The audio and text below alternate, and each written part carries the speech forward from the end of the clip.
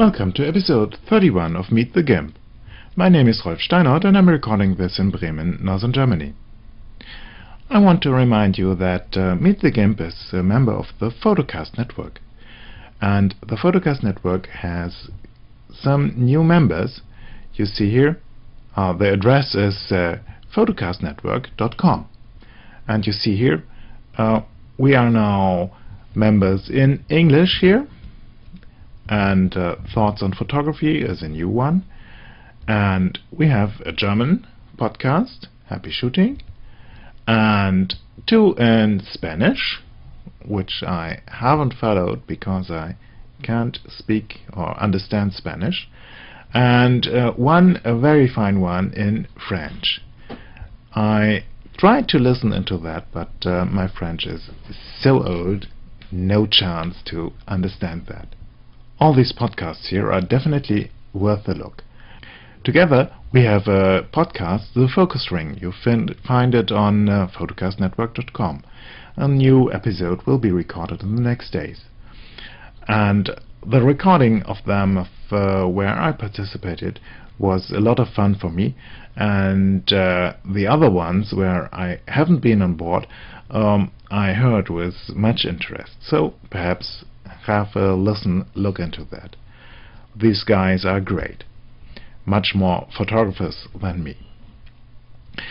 Okay, today you are in for two videos made by viewers of Meet the GIMP. The first one is a little bit about how times change and how we change with it.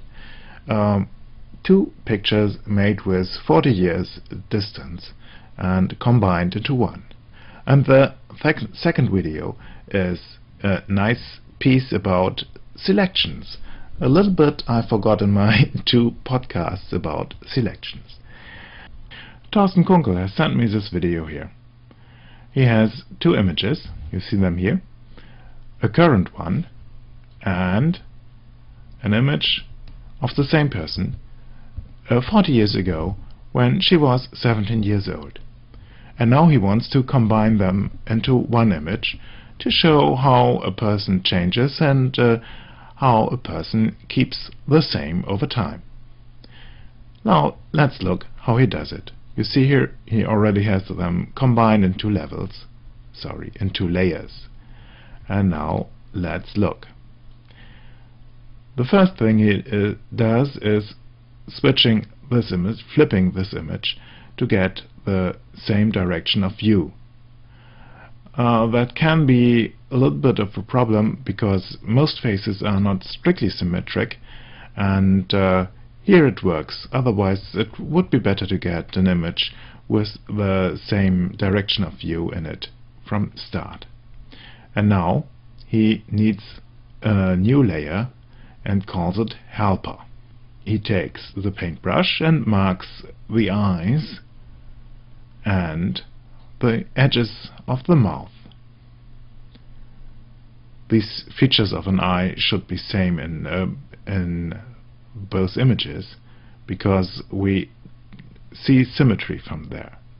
And now he measures with the measurement tool the distance between these 2 points.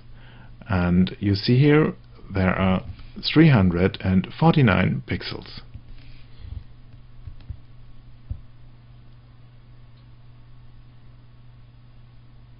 And he measures the distance in this image here between the eyes of this image, and now makes a quick division and a little correction. 349 divided by 373 gives this here.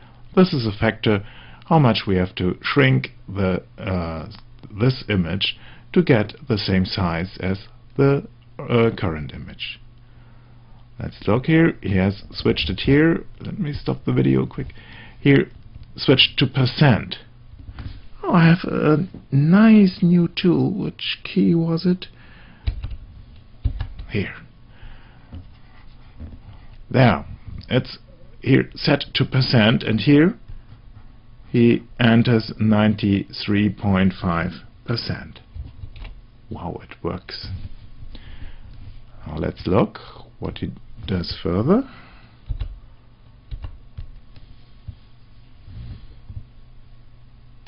The image is scaled, and now he moves this layer so that these points here are sitting in the eyes, and you see the mouth, the edges of the mouth are on the same spot. Works good, doesn't it? Now he reduces the opacity of the current layer to check the image, and it works. And he adds a layer mask to the top image, to the current image. He selects about half of the image with the lasso tool, makes a division running down the face, a little bit jagged, and fills that up with,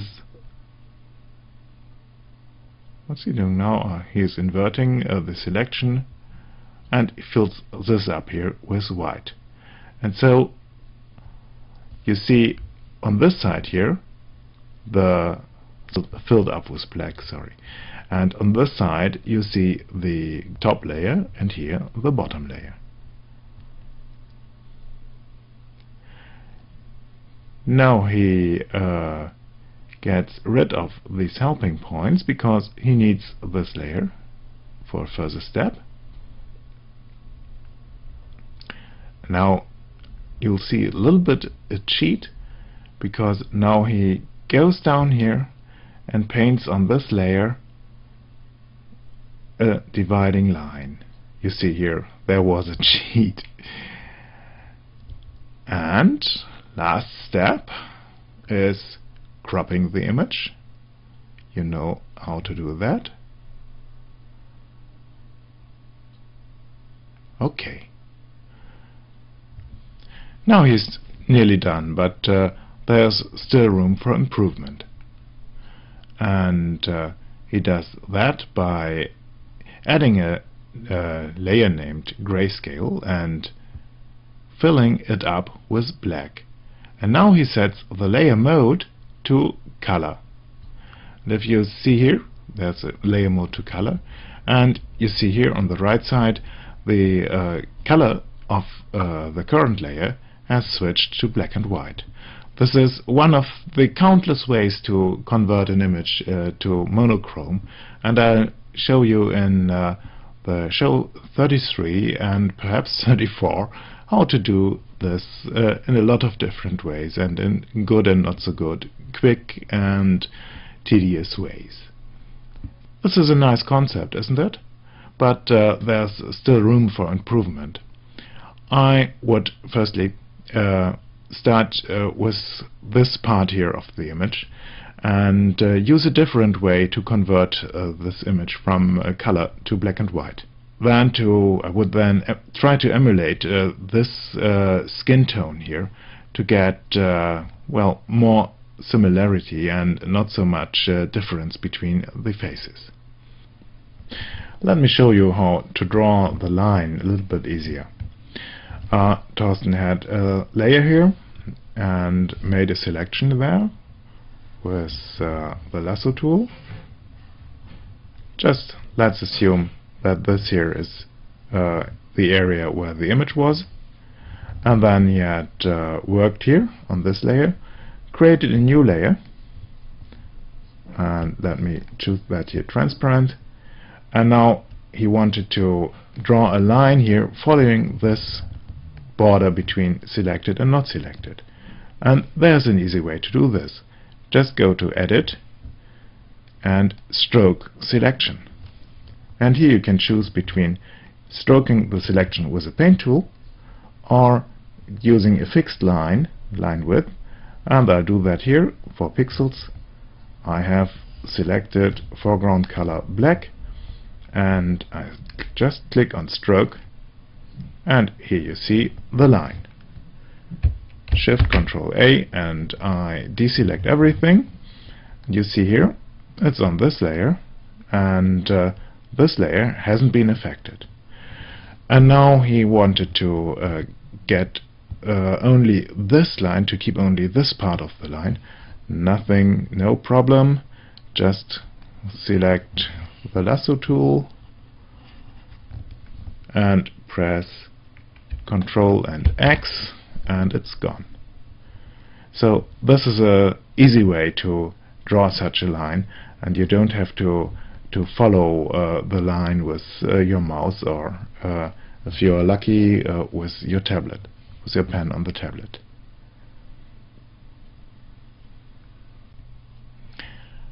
I have another video to show you, and this is made by Michael Schönitzer. You see here GIMP in the German version, and I'll show you in a minute how this looks in the English menus. But let's look what he does. He has this energy saving lamp here, and now he makes with the rectangle select a crude selection, and he wants to fit it into this, and here is a button below automatisch schrumpfen and selection box Vereinigung mit schrumpfen. We'll look what this is in English in a minute. Let's look what happens. The selection shrinks to the smallest size that is possible, which includes not background. And you see here the lamp is right at the borders, it fits tight in. A quite handy thing here. I had seen this before. Well, I have seen it, but I never thought about it. It's quite handy. By the way, did you know that we Germans are calling our mobile phone handies? It's perfectly meaningless in English, I think. Well, it's nice and gives us a more mundane thing like Mobiltelefon or such a thing. Well, other people must think we are crazy. So let's look at the English version of so let's select this highly artistic wiggle here. I select the rectangle select tool, make a crude selection and go down here. You see here auto shrink. Just click on it and I have my shrinked selection. Okay, let's look what this shrink merge does. Again, auto shrink, the same stuff, but now I deselect everything. I have made a new layer here filled with transparency, and I select a new color, let's say red, and I have my paintbrush still selected, and I paint now on the top layer. You see it here? This is top layer, this is the bottom layer. And when I now use the selection tool and go here to auto shrink without shrink merged, I select the red stuff. Let's pull this bigger. I say shrink merged, and I select everything which is on all the layers. So when shrink merge is enabled, it looks at all layers. If it's not enabled, it just shrinks the stuff on the active layer. And I'm sorry to say, this already was it for this week. I had a very busy time with my job because I had to build the schedule new for the school, and with the half-year change there's a lot different stuff to do. And so I say just goodbye, up to the next time with Meet the GIMP. Photocastnetwork.com, your photography resource in the potosphere. Photocastnetwork.com